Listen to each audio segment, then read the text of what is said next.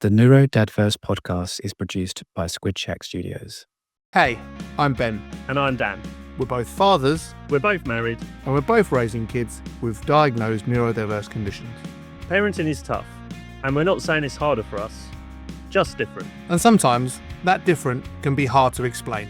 That's why we've created the NeuroDADverse, a weekly show where we share our wins, our challenges, and all the neurosparkly and neurospicy bits in between. Our hope is to create a safe space for parents to share their own highs and lows of neurodiverse parenting. And just to remind you of three things. You're doing great, You are enough. and you're definitely not alone. So welcome to the NeuroDADverse. Hi there, welcome back into the NeuroDADverse, the podcast for, about, and definitely by parents of neurodivergent children. If you're new here, welcome. If you're returning, welcome back. And if you can't really remember if you listened to us before, that's absolutely fine.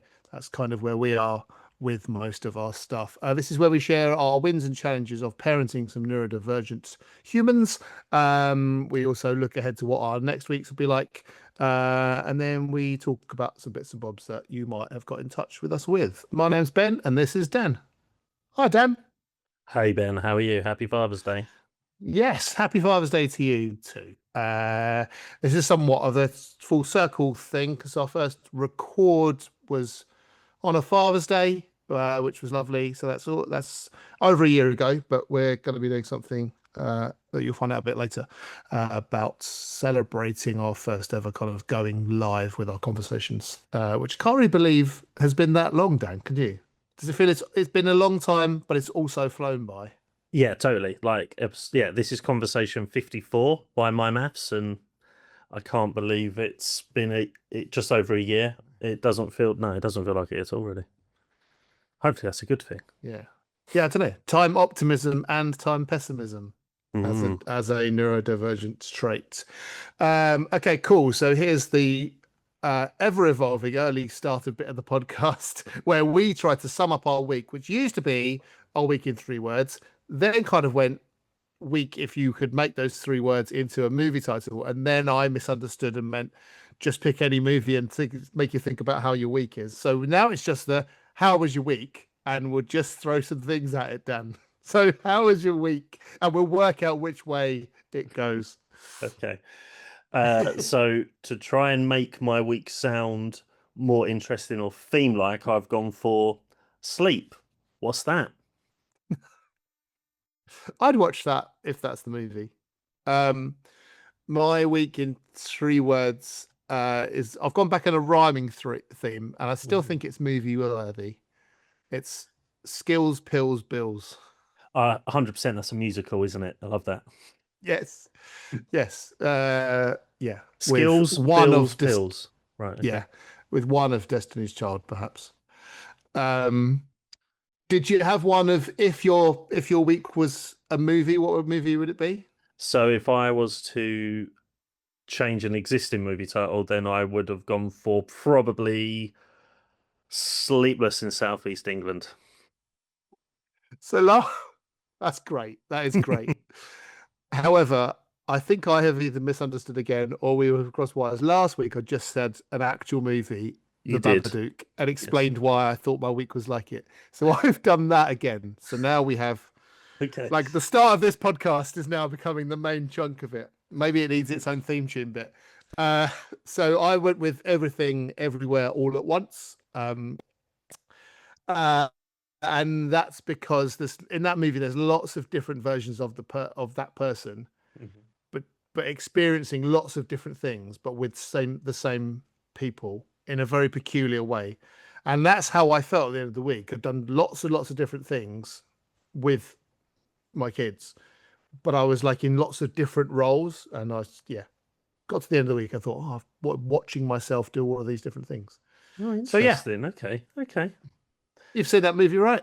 I have not. I've seen the opening 10 minutes of it, and then Amy fell asleep, I think, on that occasion, and then I just never got to put it on again. But it is. I've been told by so many people I need to watch it. Yeah. Cool. But yeah, it's on the watch list. Love it. Right, cool. Let's get into it. We normally start by talking about our challenges and then look to come back after the break with some positives. But I'm gathering by your 3 words, yeah, you probably, rather than recording a podcast, should be having a nap. Have you found it struggle to sleep with Frankie this week then?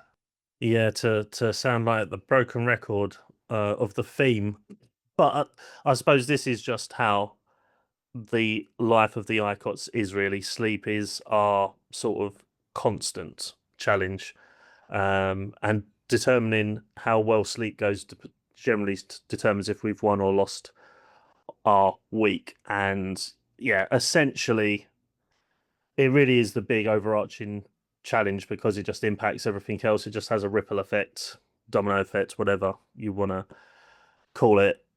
Yeah. If he doesn't sleep, it just puts him in a not super positive attitude to start a day, and then small little occurring things just knock onto each other. So let me ask some follow-ups about this, because I respectfully, you could explain to me how he's not sleeping and how it's impacting you, but I think listeners and I am very well aware of that.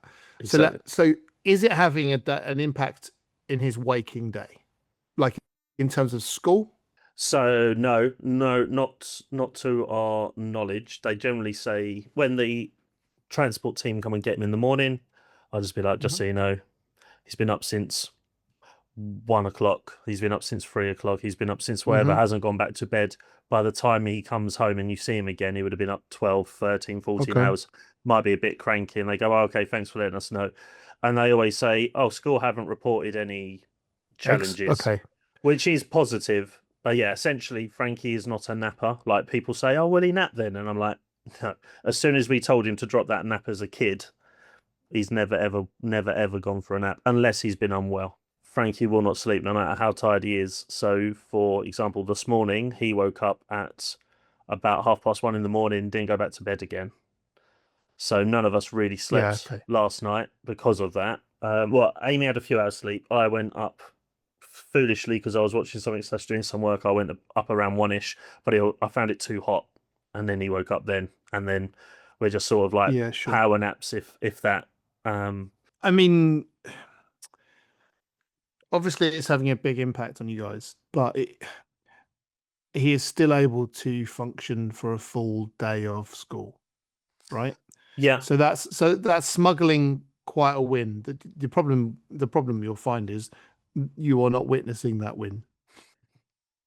Yeah, you know, no, that's true. And he only needed 4 hours. Yeah, he only needs 4 hours to be able to do a day. Yeah, exactly. It's how much his battery is recharging in that way.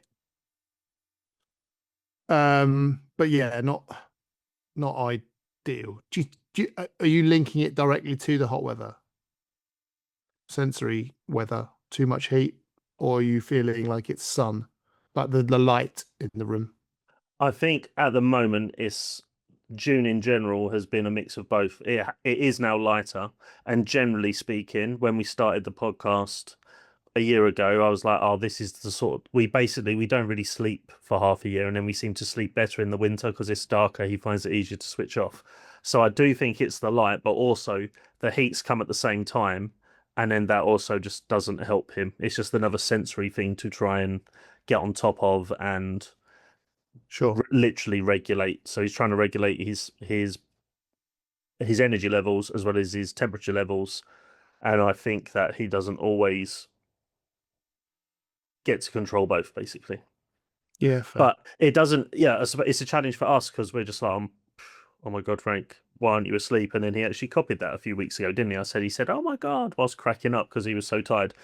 But it's also potentially, I think the third element is the melatonin medicine that we have. It helps him. It hasn't been as helpful getting him to sleep because of the heat. He is struggling to go to bed, so he's going to bed later. Yeah. And then he's waking up. So where he would usually, if he was getting up at 2 a.m, he would have been asleep 6 to 7 hours at that point potentially. But now it's like 3 or 4. So eventually, once we're halfway through the week, it's just so yeah. Like tonight, he came home from school. I knew that he's been up since 1. he's going to be up 15, 16 hours before at the earliest he's going to go to bed. We gave him the melatonin earlier than we normally would because I'm like, he's just so tired, he needs to sleep. He fell asleep on the sofa before, like literally 5 minutes before we were going to take him up. So now I think he's finally going to have that night where he can have a long sleep, hopefully reset, and then we can try and carry on. But Sure. it's meant to be 35 plus or something tomorrow, so we shall see. Yeah. But yeah. Tune in next week for us probably talking about heat and regulating. Okay, cool. What about you, sir? What's your challenge? Well, it's heat related. Mm-hmm. It's kind of unavoidable, isn't it? It's so partly hot. heat. Yeah, it's partly heat related, and I think if you consider that we're talking about like the faders on a mixing desk, or knobs on a kitchen hob. If your regulation of your heat is one of those ones where that day it's turned really up, it's just horrible. If people say that in some cases it can feel like 10 times what it would be. Like, I can only imagine. But equally, the inverse is also true. So Oscar, for example, has been like taking to wearing long jogging bottoms and a big jumper and staying under their bed. And asking not to have their fan on in a room and have their windows shut, because and so this has been causing some like rash, like sweat rash, where their hair comes in front of their face, and but also like your control of your environment is really important to you. So navigating that's been a bit complicated. There's been less this week of the emotional based school avoidance, which is really good. Okay, that's good. There was still some but there was more attendance. Not that I'm tracking it week by week, but we do this each week. But mainly the biggest focus was Mabel had a sports day at her school. And so there were like team activities in the first 2 sessions and then a racetrack session. She had been put down by her form for some of these activities. She wanted to do some football, which she'd been dipping in and out of outside of school confidence wise. And then she was going to do some like bench ball and then some 100 meters and then a relay and stuff. And she seemed quite anxious about it all going into the day. I took her to school. It turned out that she kind of balked most of it. So she was there for a bit at the start, but she was too anxious, too hot, wanted to be inside. Other members, like her teachers at her school, you can't really be inside, you shouldn't be here, you should be there, those types of things. So she just spent a lot of time kind of ducking it. So the challenge there was just for me to just accept that and be, well, okay, fine. It was super hot, sports day. I think the challenge for me was that it's she's a year 10, and that's therefore her final ever sports day as a student. Oh, because you don't get one in year 11 because you've gone, right? For exams, yeah, you're gone. Okay. But I don't really care about that as like a milestone. Do you know what I mean? I had to really rinse out my my accepted social neurotypical thought process, because of course you don't have this is your last sports day, wasn't it fantastic? If you're have a neurodivergent child, you might do, then it might be quite nice, but actually it's more likely that they're going to have some social anxiety, struggle to regulate their sensory needs, the change in the routine, the slightly more officious teachers, because they have to try to control lots and lots of kids running around, and so I was just disappointed. But my challenge was I think I met the challenge, but it was just challenging to experience, because it was, if we'd have known that, we probably would have just decided that maybe you don't go to sports day, but she wanted to go. So I guess I think down the line she'll look at it and go, well, that I understood. Like I learn about my flight or fight response. and she had some experiences, I think, discussing like what was reasonable for her to do with some members of staff, which is all good stuff. But yeah, it's just one of those kind of guilt-inducing things of like, oh, you can't just have a fun, sporty day where you challenge yourself. It's always on top of, Yeah. So did you find out this from the staff at the school telling you about it? Because obviously a little bit, you can't attend. And also she just went, like, she just started talking. Oh, she said, "Oh, it pissed me off today," and I said, "Oh, tell me more." And she went into it. Like, I won't go into more details, but like, she didn't have the greatest day, which is a shame, because I think sports day is something that you probably should, enjoy and have some sort of inclusion in some way.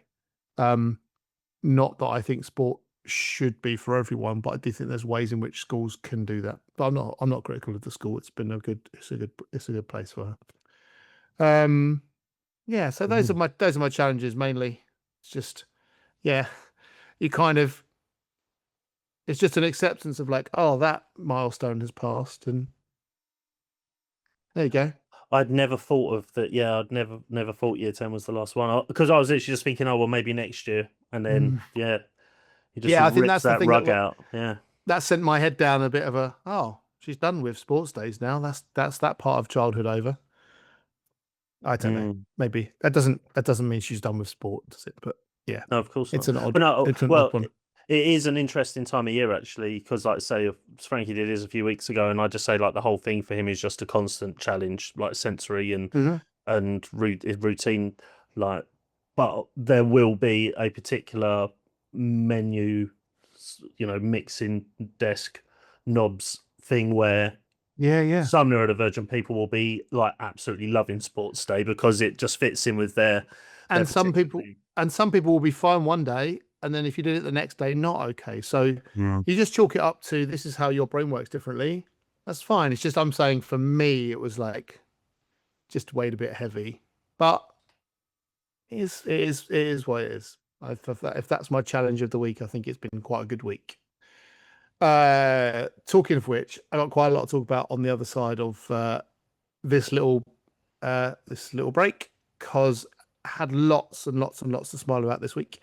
So let's come back on the other side of this for some good energy. Got a question or want to share a story? Drop us a message on Instagram or email us at NeuroDADverse@gmail.com. Look after yourselves. Hi, and welcome back into the NeuroDADverse, when we discuss all things neurosparkly and neurospicy about our children and what it's like to have parented them this week.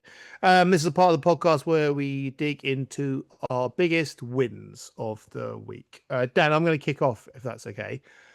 I sat down to make my notes about this just before record, and I kept going, checking my phone, checking my photos, remembering what I'd done this week.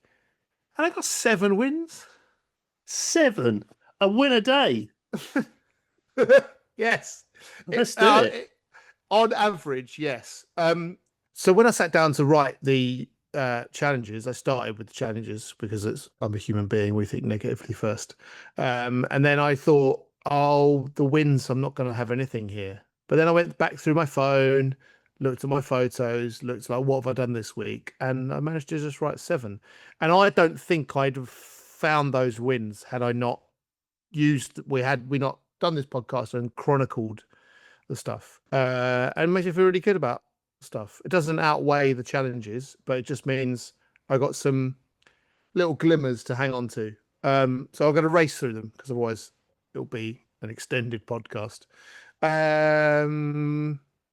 Oscar spilt some juice on their bed, but stripped their bed and remade it. Now, it was only the sheet. They've never done it on their own before. I said, I'll come up and help you in a minute, pal. I didn't come back in a minute. The house stuff is busy. You guys listen to this are probably parents, so you know. I came back, and Oscar exhaled, and they said, oh, where have you been? And I said, I was just doing some stuff. I went, well, I've had to do this all on my own now. Do you want some help? No, it's done. And I was like, great, brilliant, absolute win. Made me chuckle. We had a bit of a laugh about it. Staying on the Oscar vibe,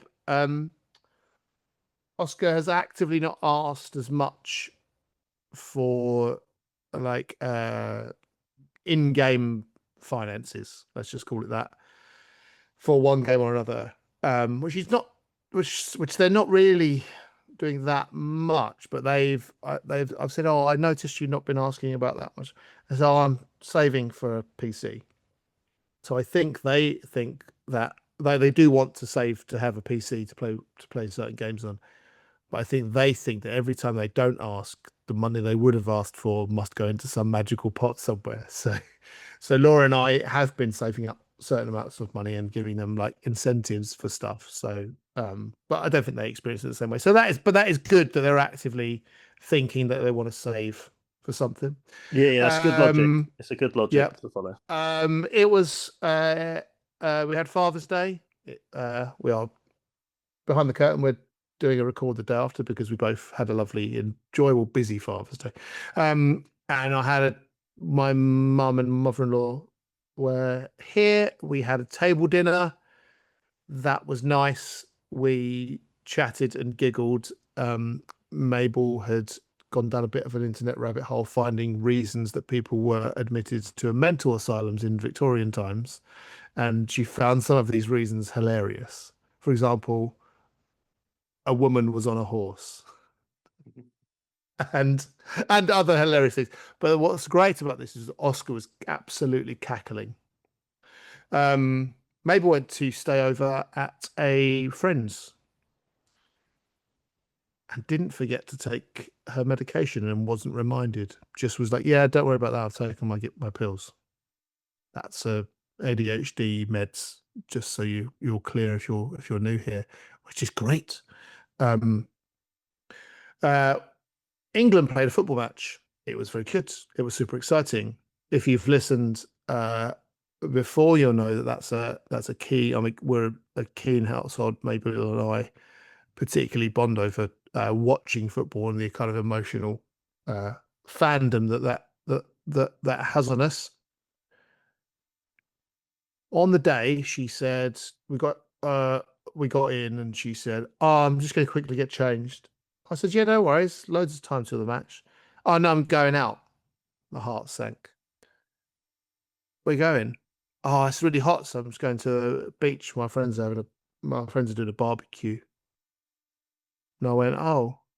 I said, "England are playing later though." She said, "Yeah. What time is it?" So I was like, "Yeah. I'll be in by 15 minutes before that time." I said, "Okay."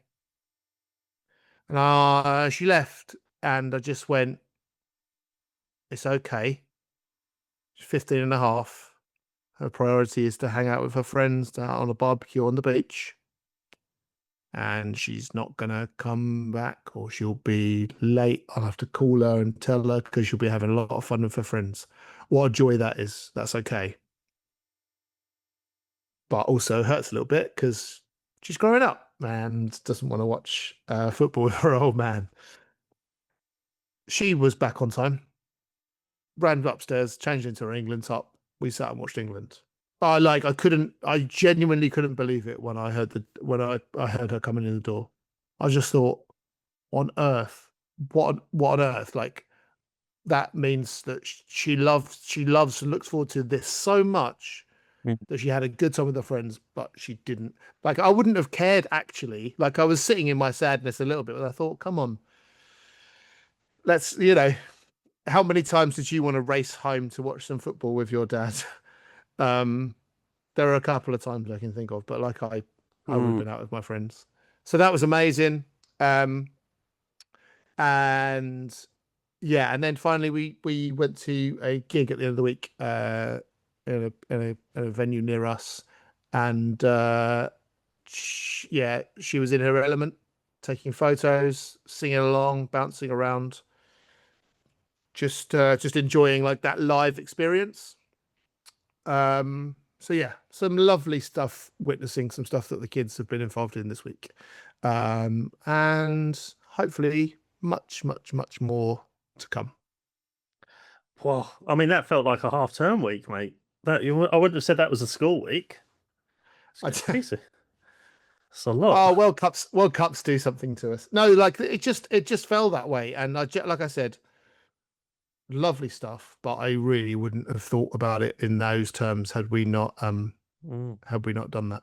Did you end up doing a sleeping in the living room tent vibe after the England game? I think you said last week. No, because it was like a 9 o'clock, so it was like final whistle, big cheer, off to bed, and yeah, we made it in the next day too. So that bodes well.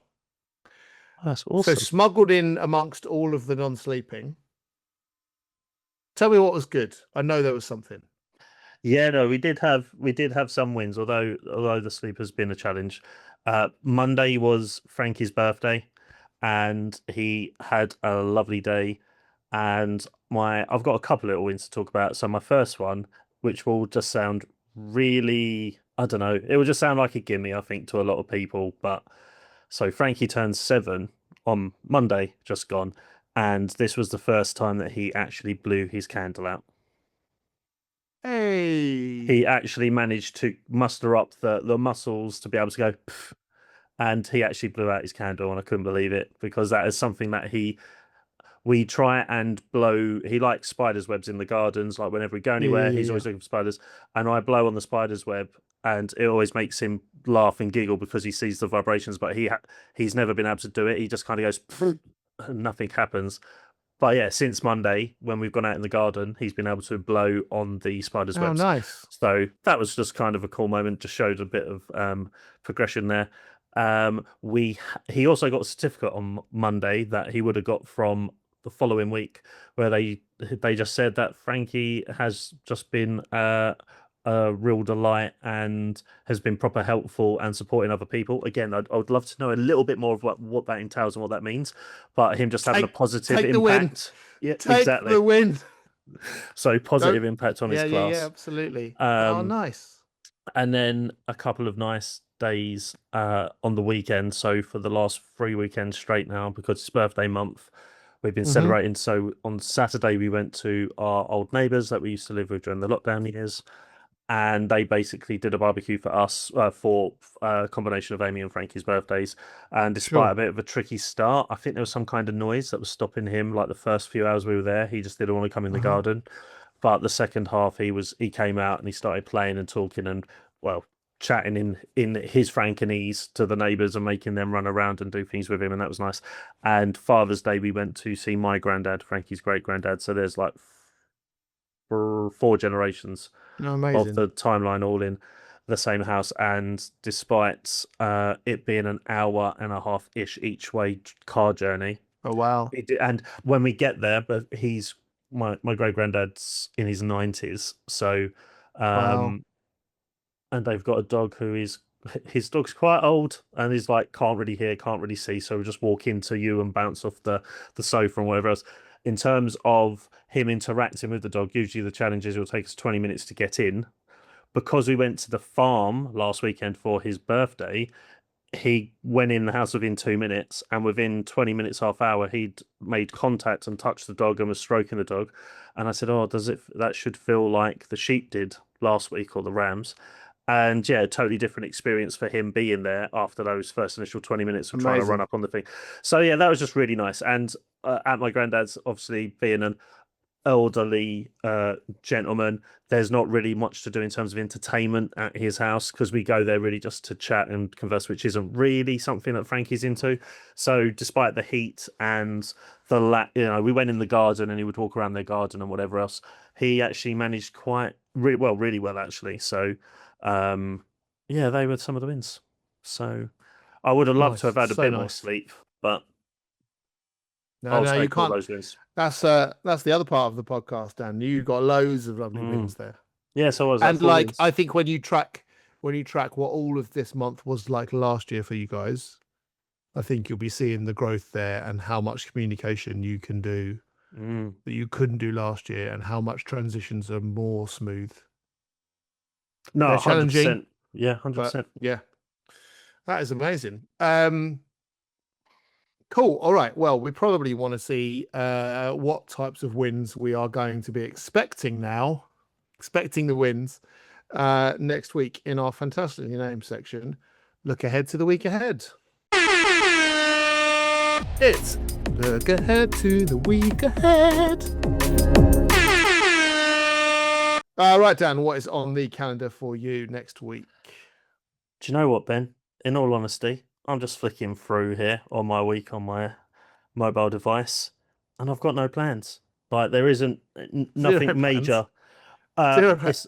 It's my mum and dad's wedding anniversary in the middle of the week. Right. But other than that, this is the first weekend in like 3 weekends where, in theory, we have no solid have to do plans, or plans where we've got things to do.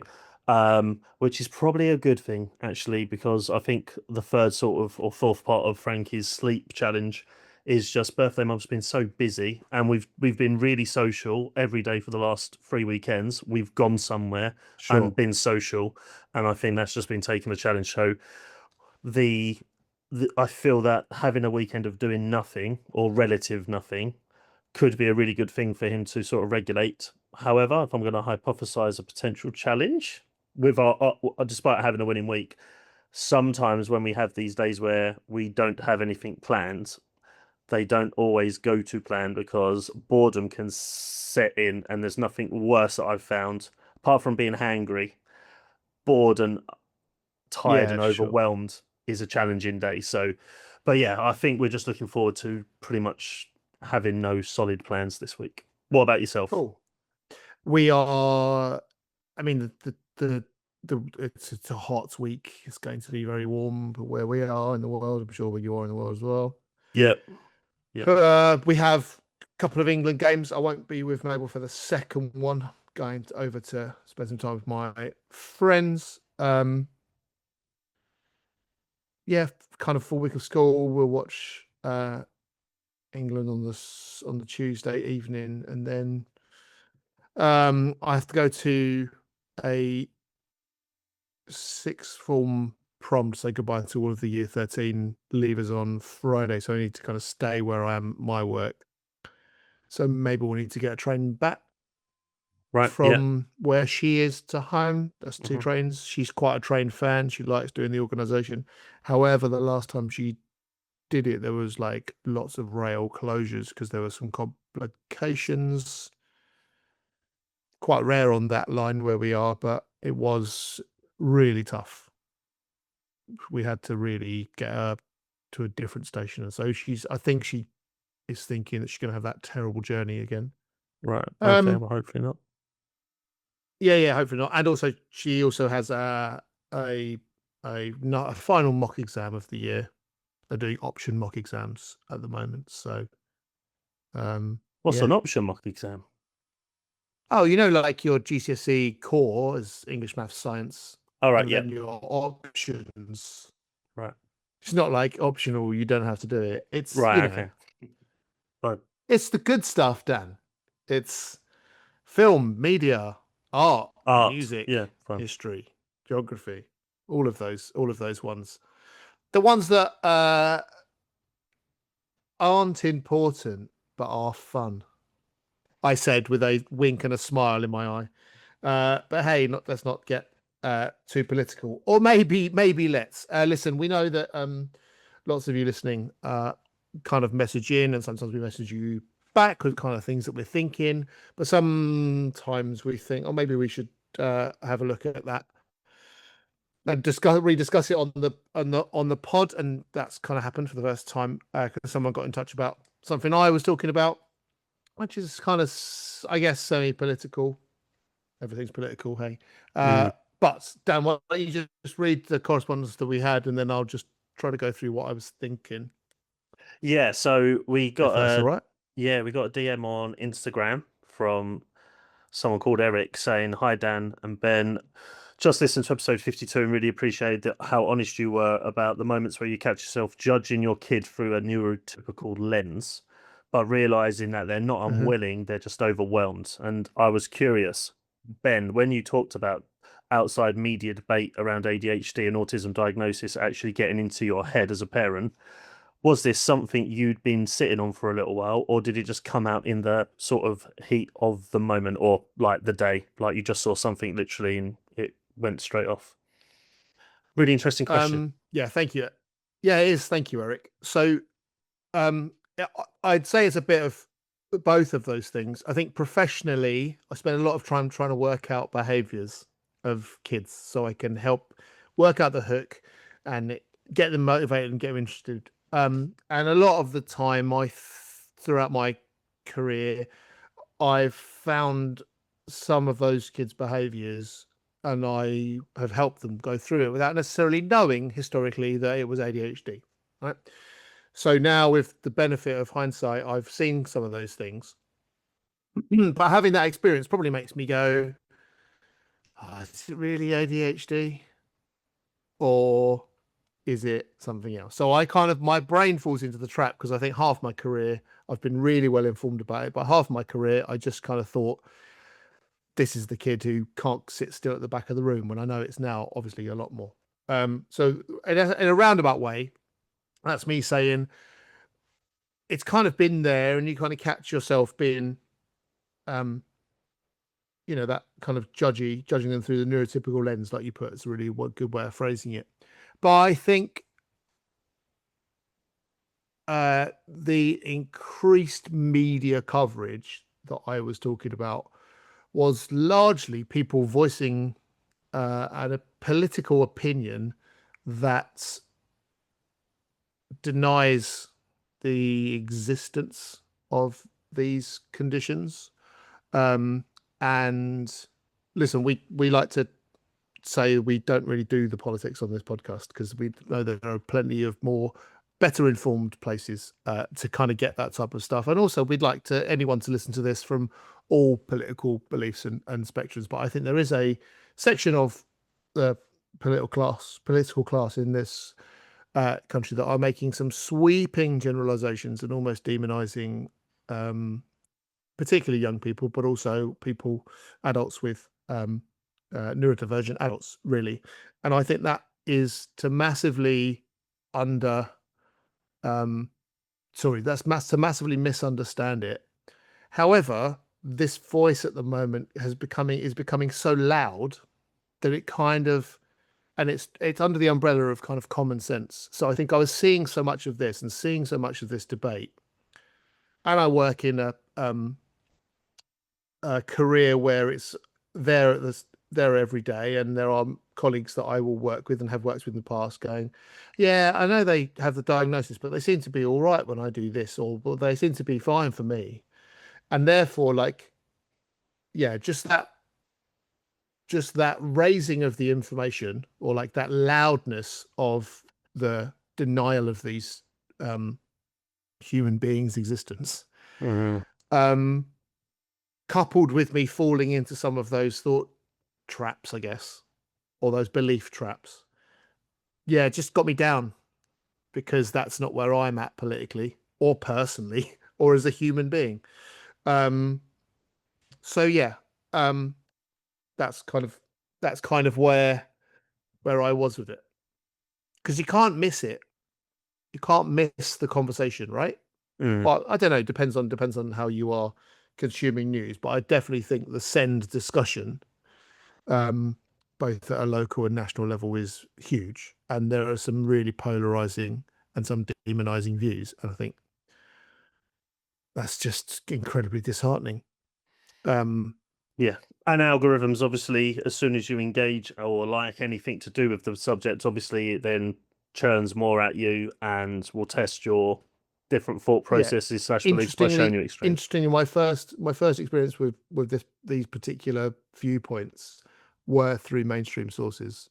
So there were BBC sources that had given, BBC news articles that that then came through. But yes, your point is correct. But so because you clicked on that, you then get lots of YouTube accounts, TikToks, and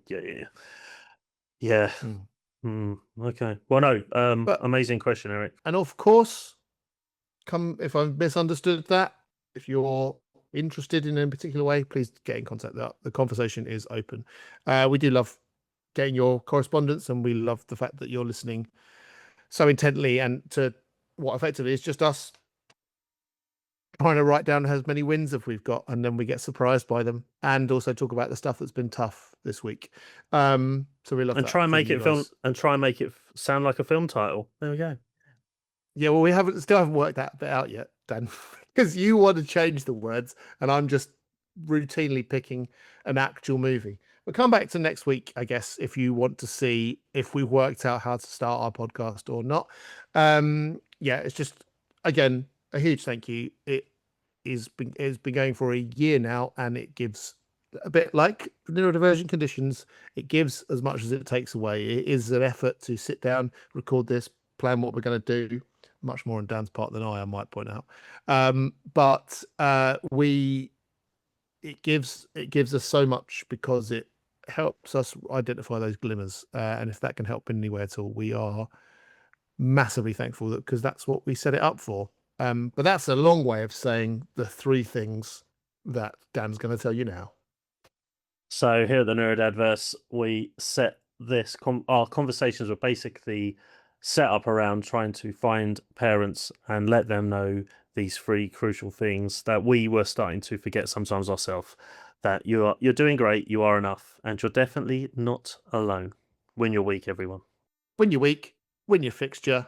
Good energy. That's about it for the NeuroDADverse. We'll be back next week. If you laughed, cried, or nodded in tired agreement, don't forget to follow us and leave a review. It helps more parents find us. Just remember, you're doing great. You are enough, and you are definitely not alone. Got a question or want to share a story? Drop us a message on Instagram or email us at neurodadverse@gmail.com. Look after yourselves.